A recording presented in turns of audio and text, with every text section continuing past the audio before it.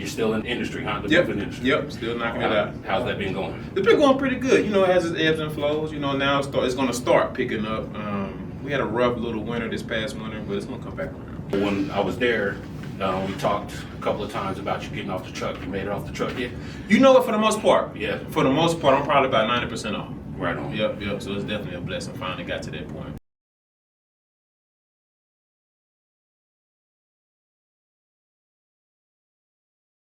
I wanted to sit down and talk to you guys that I know had some success. Probably not exactly where you want to be yet, but you know, you had some success for sure. And some things that I've taken away from, you know, just being under you and being around you, and just kind of wanted to build on that.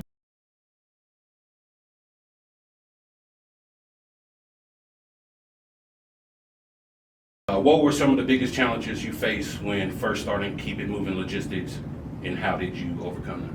I felt like everything, to be honest with you. When you first getting started, I didn't have a mentor, which is one thing I wish I would have thought of getting into it, having a mentor, somebody in the industry that kind of knew about the ins and outs. Because I didn't really have I didn't start working in the movie industry. I just kind of just jumped into it.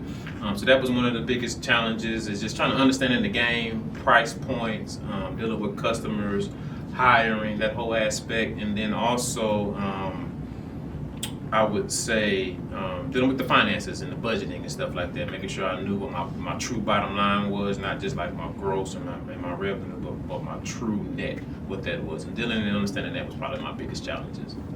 A lot of businesses struggle when it comes to creating a structure for their business. What would you say to entrepreneurs who think that building a process is unnecessary?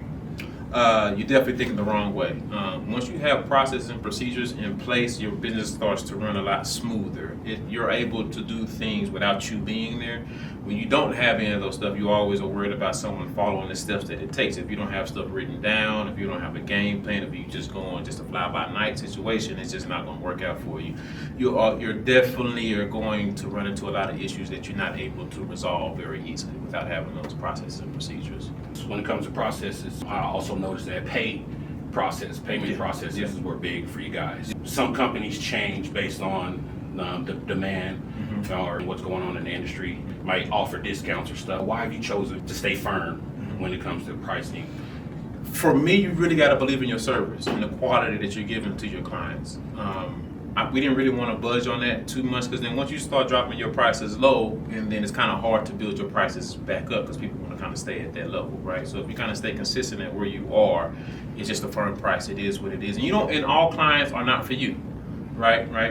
All money ain't good money is what we say sometimes, right? So if the client is not willing to pay that, then it's okay. Just move on to the next one. I guarantee there's going to be somebody else who's willing to pay that money, as long as you give them great quality services, which is what we stood for sure. And when it comes to quality assurance, how do you make sure that that's a streamlined process across the board, no matter who's running the team? Yeah, you know what? For me, one of my biggest things, I love to be on the team. So then I'm not just telling you what to do, right? I'm kind of instructing you to see what I'm doing. And also for me to also understand what you guys are going through too. I never wanted to be the boss to say, hey, do this, do that, and I don't even know the issues that you are coming up against sometimes with these customers and different jobs and things of that sort. So that was one of my biggest things for sure. How do you balance customer expectations with operational needs of the company? That's a tough one. It's definitely a teeter-totter situation where you kind of got to value your morals and where you stand as a company, and then also the fact where, you hear the saying where the customer is always right. Right, you want to be able to give the customer a good quality service and be able to hear their needs and their feelings and how they feel about the situation, because one bad review can destroy your whole company sometimes. So it's definitely a balancing beam that you have to kind of manage, but a lot of times, most times it's easier to just side with the customer and deal with everything else on the back end. So what steps do you take to train employees and give them the full understanding of your policies and procedures? For me, it's hands-on training. That's the biggest and easiest way for me to get an understanding. It's hard for me, again, to kind of teach people, and I'm not there and I can't see the mistakes and stuff until you have good quality leads like I have with you and a couple of the other guys, where I trust you to kind of tell me like, hey, this guy needs some help here or help there. But for the most part, hands-on is probably the best way to do it.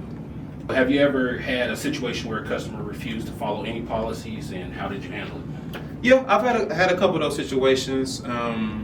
And at that point, again, it's just, I can't say I'm siding with the customer, but I'm just dealing with whatever they're saying, right? Because there's no point of getting back and forth with arguments and stuff like that. Again, that was just a situation that was just bad money. Move on, right? It's not worth wasting your time arguing, going to court, fighting, and all of that. Then your reputation kind of gets diminished. Because it's hard for a moving company to fight their point versus the customer, because customers can say any and everything, and most people are going to believe the customer regardless. So I just try to make it as smooth as possible in the ending and just move on. And there's no point in losing a customer over $50. Right. Just refund the Just product refund or it, whatever done, it is, move and then on. just go home and move Yeah. on. The logistics and moving industry is competitive. What's been the key to long-term success for you? Maintaining high quality moving services, making sure I have good quality men that I'm working with on my teams, just maintaining great customer service. And then for us, we are a company who try to maintain personal relationships with our customers as well too, so we get a lot of referrals from that aspect. And I just really think people really believe in our service and our abilities in the community, for sure. How has running a business changed you personally and professionally? Whew.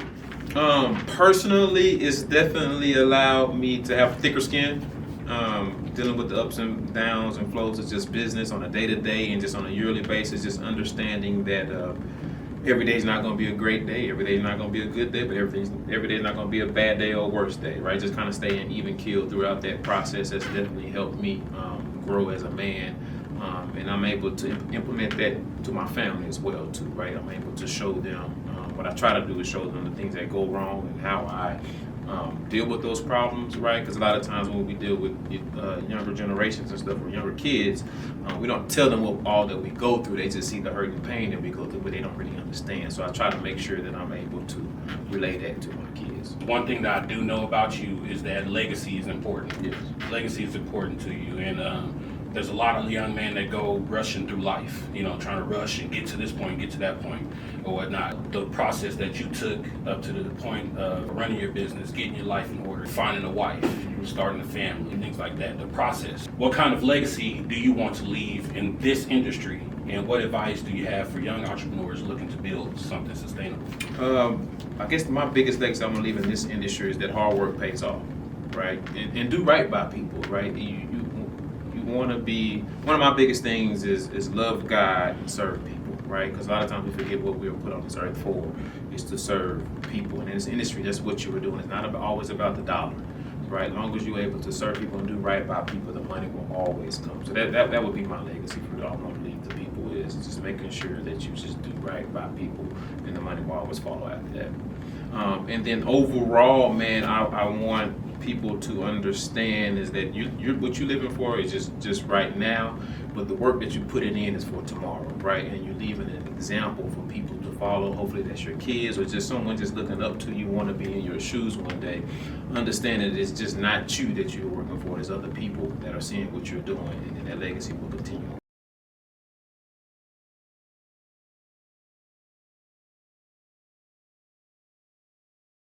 Hey man, that was a good closing. Anything else you want to say? Or Man, I just want everybody to stay positive in your downfalls, man. Everybody goes through downfalls, and there's different variations of your downfalls and what you're going through, but there's always a brighter side to that. And when you get knocked down, try not to think, why me? Think, why not me? Or what can I learn from this situation? Because every L is not necessarily a loss, but it's a lesson. So just try to learn from all your failures, continue to grow, and at the end of the day, you'll be on top. Hey man, you need any financial services or anything? That's kind of what I'm transitioning into. I'm definitely available. I am offering my services free. I just really want to help people to make sure that everybody's in the right financial state, because in this world, a lot of money is bringing down a lot of people and bringing them pain and hurt and strife and all of that. So if you have any issues with that or just trying to figure things out, I'm here to help.